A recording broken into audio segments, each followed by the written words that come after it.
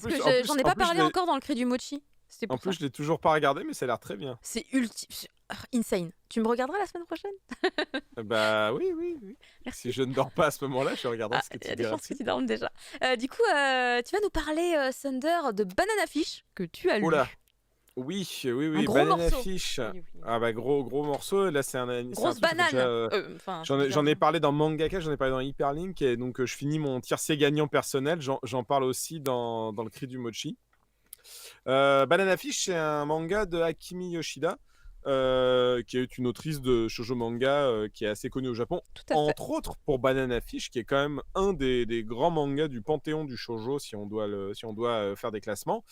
C'est une réédition. Il est sorti chez nous dans les années 2000, avec, comme le disait Caro au Mmh. début de l'émission, avec un papier jaune. Et là, Panini ressort en version, donc, comme tu l'as montré très joliment, grand format comme les 20th 20th Century Century Boy, Boys. et avec un papier pas jaune. C'est un peu dommage. Et Non. alors, j'allais finir ma phrase, c'est un peu dommage, mais je trouve ça mieux quand Ah. même. Voilà. Et de quoi ça nous parle? Alors, c'est dans les années 70, le préquel, c'est qu'on est pendant la guerre du Vietnam et il y a un GI qui pète un plomb sous l'effet d'une drogue. Il commence à vouloir tuer ses camarades de campement et il est arrêté par ses collègues. Et en fait, il tombe dans une espèce de coma léthargique où, avant de sombrer, il va juste dire banana fish, donc poisson banane. 12 ans plus tard, on suit donc ce personnage que vous voyez sur les couvertures, un jeune homme du nom de Ash Lynx, qui est un chef de gang de la mafia new-yorkaise, qui en fait, son gang à lui est sous les ordres plus ou moins d'un gros mafieux qui s'appelle Dino Dolzi. Enfin, c'est Papa Dino, hein, globalement, c'est le gros mafieux Oh. local. Et la bande de H ne tue personne. Enfin, en gros, c'est le credo de H. Mais 2 des membres de la bande ont été réquisitionnés par Papa Dino lui-même pour aller tuer un gars. Donc, quand l'histoire commence, on suit H qui est dans les ruelles de New York en train de chercher ses mecs. Et il tombe nez à nez avec la victime qui est en train de rendre l'âme. Et avant de mourir, il donne un tout petit flacon de drogue. Un tout petit truc, bah, comme ça. Voilà, un peu comme ça. Oui, Voilà. j'avoue.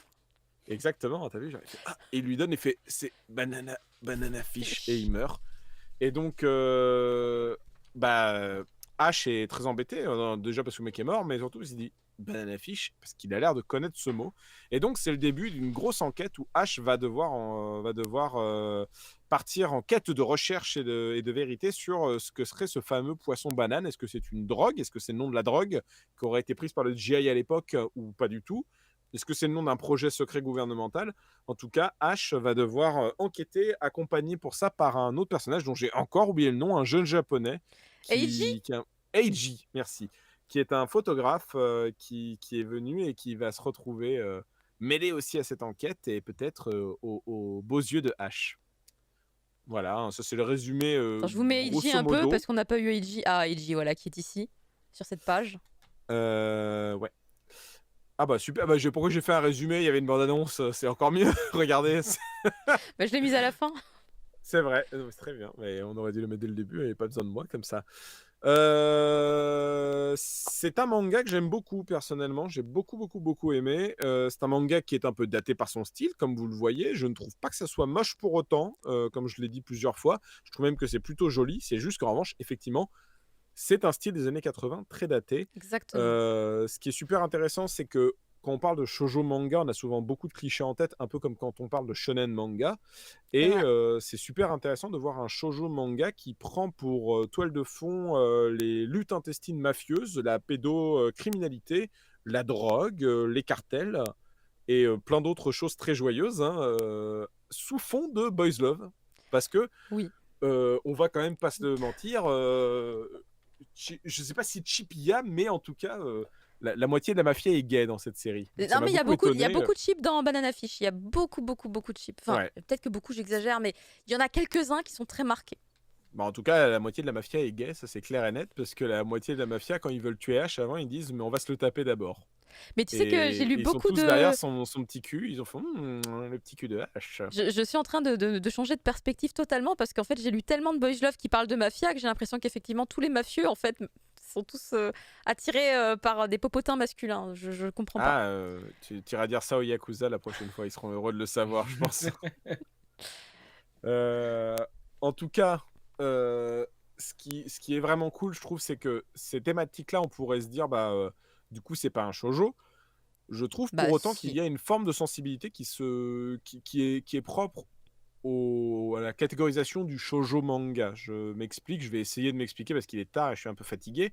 Mais globalement, je pense qu'un shonen ou un seinen aurait été encore plus brutal sur le gore ou la violence physique.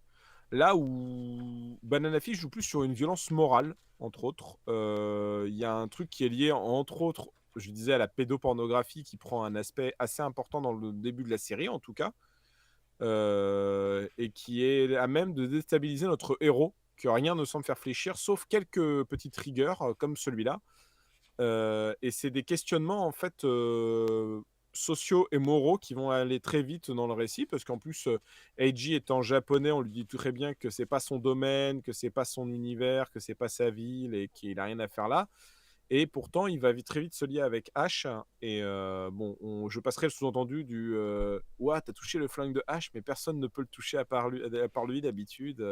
Tu as de la chance d'avoir eu le droit de toucher à son revolver. Bon, je passerai outre ce truc-là. Pour dire que. Bah. Comment le dire bien? Quand t'es pas du tout un consommateur de boys love du tout, ça passe quand même très bien. Ah oui, oui, non, clairement, non, mais bien sûr, bien sûr. C'est juste que, en fait, l'autrice a avoué même que dans ses références, il y avait le nouvel Hollywood, avec des films comme Taxi Driver, Easy Rider et tout ça. Mm. Et dans ces films-là, il y a beaucoup de violence graphique. Là, il y en a de la violence, mais elle est quand même aseptisée d'une certaine manière. C'est pas non plus ultra gore. En revanche, j'ai été étonné, Mm. pas du mauvais côté, mais étonné juste du fait qu'il y avait énormément, effectivement, des personnages, en tout cas ouvertement gays, ou en tout cas ouvertement pas que hétéros. Et ça amène des concepts intéressants dans le récit, parce que, mine de rien, l'héros et le Thanatos se mêlent bien, en fait, je trouve, dans cette série-là. Et il y a quand même un rapport à la mort omniprésent. Ouais, L'image sur tout laquelle le on est temps. arrêté, où Ash est en train de tirer, clairement, il a 17 ans, il dit qu'il a déjà tué des gens, là où Eiji, il est assez candide et pur à ce niveau-là. Alors, on pourrait y voir aussi un parallèle sexuel, sans le rendre le titre érotique, mais sur le Mm. fait que moi, j'ai déjà vécu des choses dans la vie, alors que toi, tu n'as rien vécu, tu es un peu un cherry boy, un puceau. Mm. Et c'est vrai que ce duo, en fait, va créer beaucoup de dynamique, beaucoup de dynamisme. Et si vous en avez rien à faire de ce que je vous dis sur tout ce qui est lié au BL, au chippage et tout ça, l'enquête policière est vraiment sympa. Il y a vraiment de très beaux retournements de situation. On est sur des personnages pas forcément clichés. Le personnage de H est très cool. Il y a vraiment plein de situations auxquelles je ne m'attendais pas. Genre la partie dans la prison, je ne m'y attendais pas. Ah. Et c'est un arc en complet, hein, dans le récit. Et avec beaucoup de trucs très dérangeants à plein de niveaux. Et en fait, mon seul bémol viendrait du fait que dans le chara design, je trouve qu'il y a quand même pas mal de personnages qui se ressemblent de temps en temps. Mm. Entre autres, des personnages moustachus, des fois tu les confonds un peu par-ci par-là, et c'est un peu dommage parce que tu te perds un peu. Mais Je vois ce au que tu veux demeurant de dire, je l'ai ça, ressenti un peu, ouais. Mm. Le mort ou Chichi Eiji, la mort d'accord, mais d'abord Chichi. Effectivement, ça peut se résumer à ça. Mais c'est Effectivement, tarte au Chin-Chin citron. pourtant. Oui, c'est Chin-Chin plutôt. La mort au Chin-Chin. Et là, c'est un peu les deux, mon capitaine. Mais en tout cas, Banana Fish, je trouve que c'est un excellent manga qui est un peu daté à ce jour, mais qui reste tout à fait lisible. Que je trouve mieux que l'animé. D'ailleurs, l'animé, j'ai commencé à le regarder, j'ai trouvé le rythme insupportable. Ah Ça ouais. allait ah ouais, ça allait trop vite. T'as pas le temps de te poser, t'as pas le temps de comprendre où tu es, t'as pas le temps d'aimer les personnages. Je trouve ça assez repoussant. Alors que le manga, justement, prend le temps de poser une intrigue et de poser un décor. Ouais, en même Ouais. temps, l'animé, alors je sais plus combien il y a d'épisodes, mais il y en a pas tant que ça. Tu vois, c'est genre peut-être 24 ou 25. Il y a Ouais. 19 volumes, monsieur. Et Hein, il faut. fallait faire plus d'épisodes, parce que l'épisode 1, il adapte déjà 4 chapitres et demi. T'es en mode oula, oula, oula, oula, ça va un peu vite quand même, ça va un peu vite. T'es qui toi? Ok, salut. Et il y a un personnage, il arrive et 3 secondes plus tard, il est parti. Alors que le manga, c'est d'avoir le temps. Là, il y a 2 volumes de la Perfect Edition, donc ça fait 4 volumes de l'édition Ouais, classique sur les c'est ça. 19. Donc en vrai, allez-y. Ah, t'as fait un bout d'histoire. Écoute, merci beaucoup. Merci beaucoup, c'est super cool. Je suis très contente que t'aies aimé. T'as aimé aussi Fumble?